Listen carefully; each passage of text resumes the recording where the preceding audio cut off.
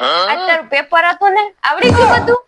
અરે પેપર 12 નું હતું. 12 નું ક્યાં હતું? ચોપડીનું જ હતું બધું. અરે મારી તાકાત 12 નું હતું. પરીક્ષા પૂરી થઈ ગઈ. શું લાગે છે, પહેલો નંબર આવશે કે પાસ થઈ ગઈ? અરે એમએમપી. એ વળી શું છે? માંડ પાસ. 50 માંથી 50 જાય તો કેટલા વધે? એવું અઘરું મને ના પૂછ, મને ના આવડે. હારું હાલ, આપણે 50 રૂપિયાના ગાંઠિયા લીધા હોય ને એમાંથી આખું બધા ખાઈ જાય તો કેટલા વધે? છેલ્લે ચટણી વધે. 50 માંથી 50 જાય તો કેટલા વધે? એવું અઘરે મને ના અઘરે થઈ આલો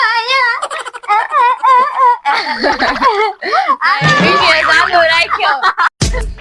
1869 માં શું થયું હતું? મહાત્મા ગાંધી નો જન્મ. અને 1872 માં ગાંધીજી 3 વર્ષના થયા હતા. કયા પ્રવાહીને ગરમ કરવાથી એ ઘન બની જાય? ચણા લોટના ભજીયા. આ વખતે તારી પરીક્ષામાં મારે 95% જોઈએ. 95 શું 100 લઈ આવી. મજાક કરું છું? શરૂઆત કોણે કરી? અરે આખો દિવસ મોબાઈલ ટીવી નથી તું લેસન કરતી, તને તારા ભવિષ્યની કઈ ચિંતા નથી? થાય છે ને, મોબાઈલ ચાર્જિંગ હોય ત્યારે.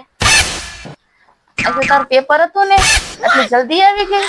હા, સાવ સરળ પેપર હતું. એને કઈ પેપર કહેવાય? શું પૂછાણો? નામ, નંબર, ધોરણ અને સ્કૂલનું નામ. તને બધું બહુ આવડે છે, તું હોશિયાર છો ને એટલે.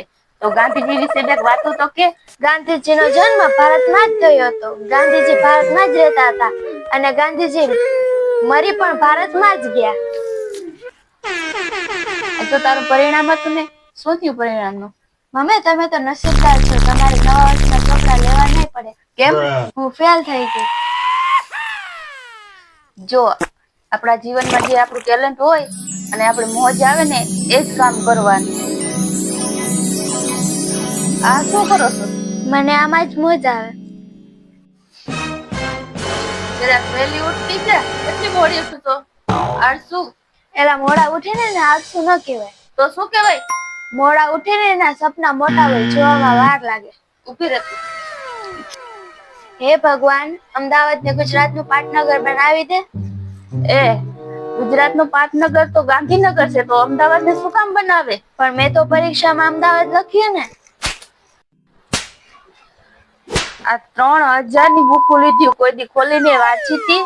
આ 30,000 નો મોબાઈલ લીધો, કોઈ દી શાંતિથી જોવા દીધો?